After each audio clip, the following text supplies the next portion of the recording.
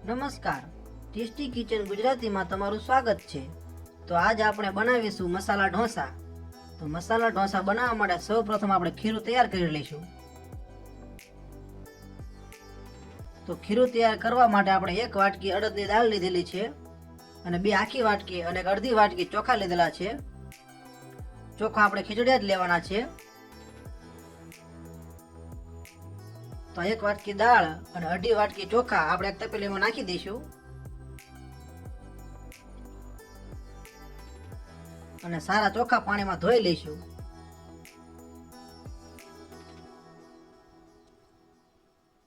તો આવી રીતના દાળ અને ચોખા ધોઈ લેવાના છે।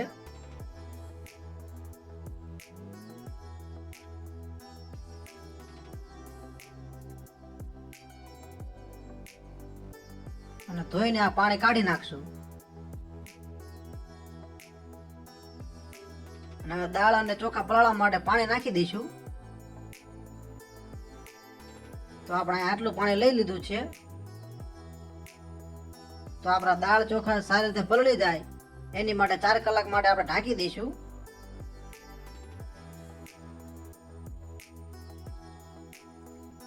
તો આપણા દાળ ચોખાને 4 કલાક થઈ ગઈ છે, જેને આપણે હલાવીને જોઈ લઈશું। તો આપણા દાળ ચોખા સારી રીતે પલળી ગયા છે, જેને આપણે મિક્સર જારમાં પીસી લઈશું। તો આવી રીતના એક મિક્સર જારનું ખાનું લઈ લેવાનું છે, જેમાં દાળ ચોખા પીસી લેવાના છે।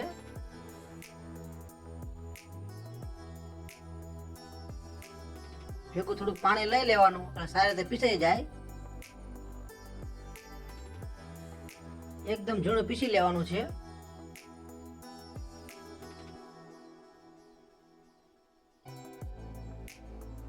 તો આપણું ખીરું પીસાઈ ગયું છે,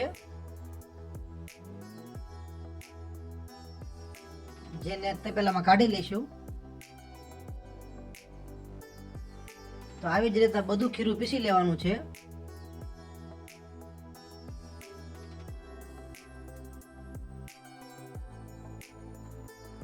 તો આપણું બધું જ ખીરું પીસાઈ ગયું છે।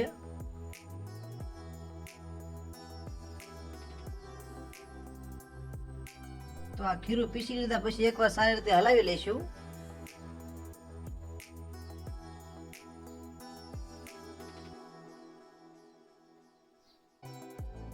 તો આ ખીરાનો આથો લાવવા માટે આપણે 4 કલાક માટે ઢાંકી દઈશું। તો આપણા ખીરાને 4 કલાક થઈ ગઈ છે,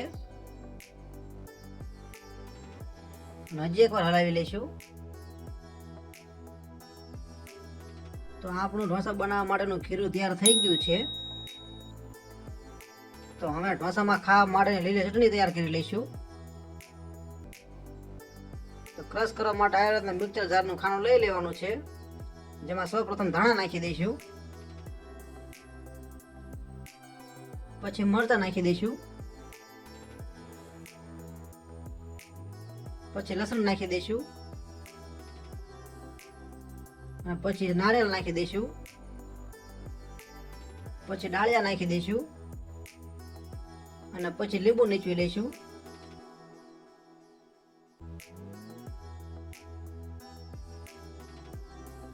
અને પછી સ્વાદ પ્રમાણે મીઠું નાખી દઈશું,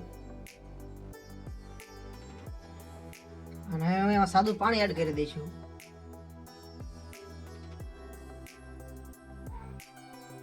અને આ ચટણીને આપણે મિક્સર ઉપર પીસી લઈશું।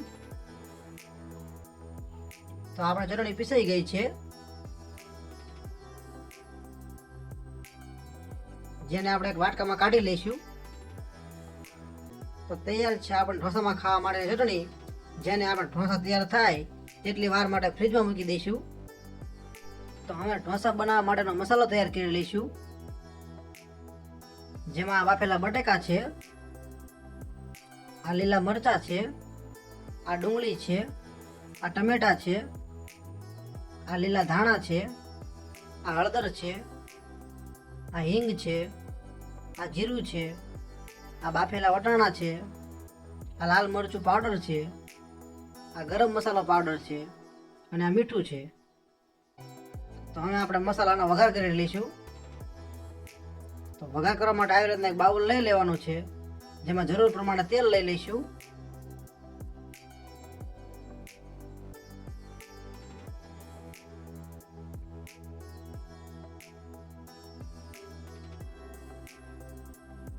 તો આપણે અહીંયા આટલું તેલ લઈ લીધું છે. તો હવે ગેસ ચાલુ કરી લઈશું.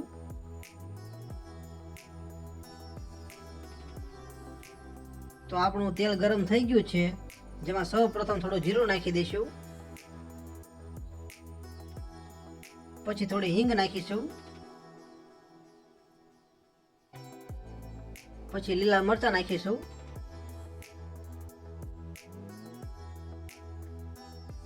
પછી ડુંગળી નાખીશું. પછી ટમેટા નાખી દઈશું. પછી થોડી હળદર નાખીશું.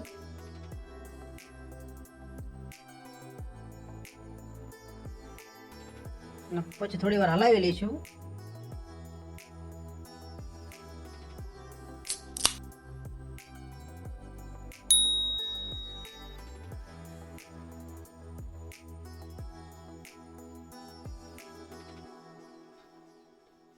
સારી રીતે સાતળી લેવાનું છે. અને હવે લાલ મરચું પાવડર નાખીશું. લાલ મરચું પાવડર જેટલું તીખું ખાવું હોય તેટલો જ નાખવાનો.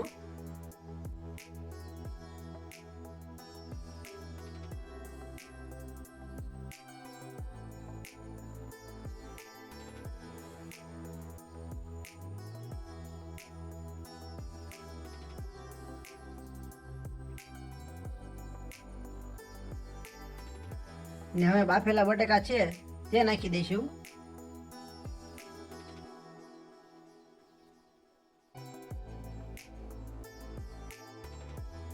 અને સ્વાદ પ્રમાણે મીઠું નાખી દઈશું.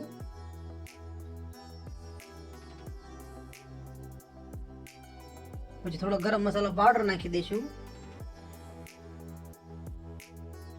અને આ બટાકાને આપણે છૂંદી લઈશું.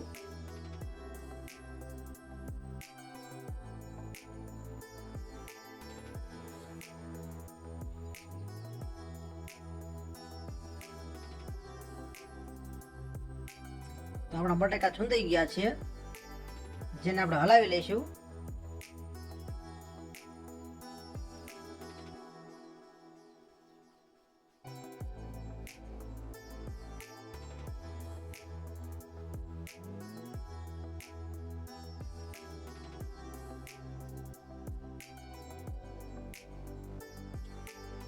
તો હવે લીલા વટાણા નાખી દઈશું, જે આપણે બાફી લીધેલા છે.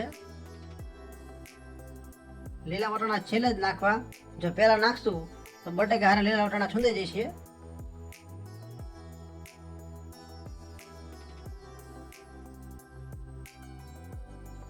સારી રીતે હલાવી લઈશું.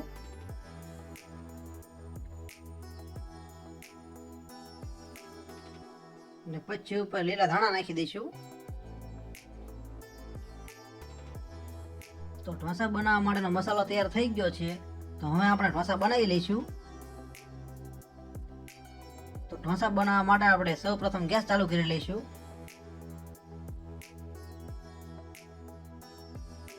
પછી આવી રીતના તવી લઈ લેવાની છે, જેમાં પાણીમાં 1 ચમચી તેલ નાખીને જેટલી વાર ઢોસા બનાવો તેટલી વાર પોતું લગાવી દેવાનું. અને પછી થોડું ખીરું લઈ લઈશું. પછી ખીરાને આવી રીતના ફેલાવી લેવાનું છે.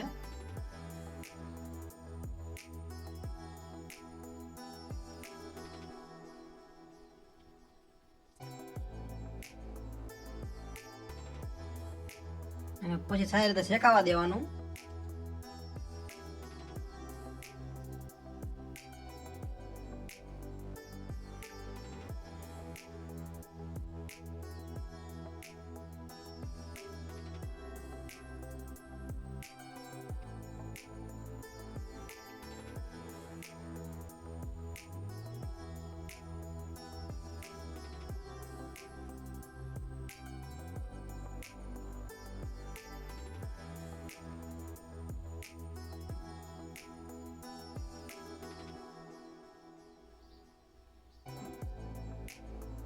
તો આપણું ઢોસાનું પડ સારી રીતે ઉખડી જાય તેના માટે બધી બાજુ થોડું તેલ લગાવી દઈશું.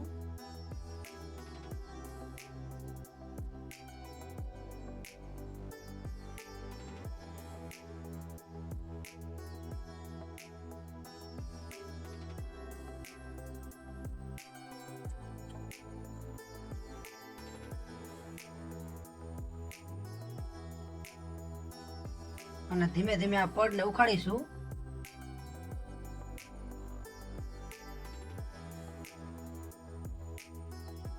તો આ રીતના ધીમે ધીમે પડ ઉખાડી લેવાનું છે.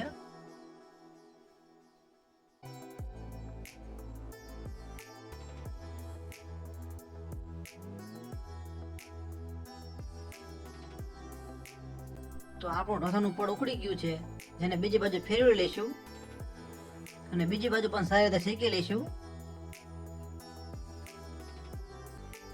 હજી એકવાર પલટાવી લઈશું.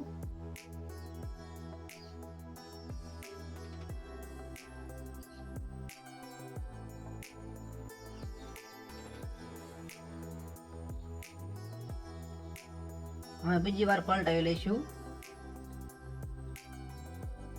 અને હવે આ પડમાં મસાલો ભેળવી લઈશું.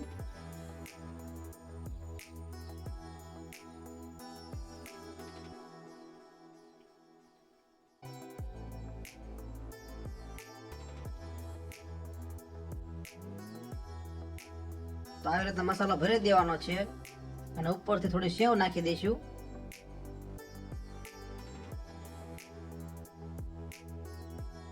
અને આ પડને બંને બાજુથી વાળી લઈશું.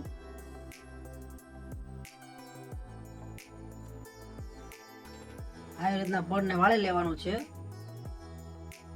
તો આપણો ઢોસો બનીને તૈયાર થઈ ગયો છે, જેને થોડો શેકી લઈશું.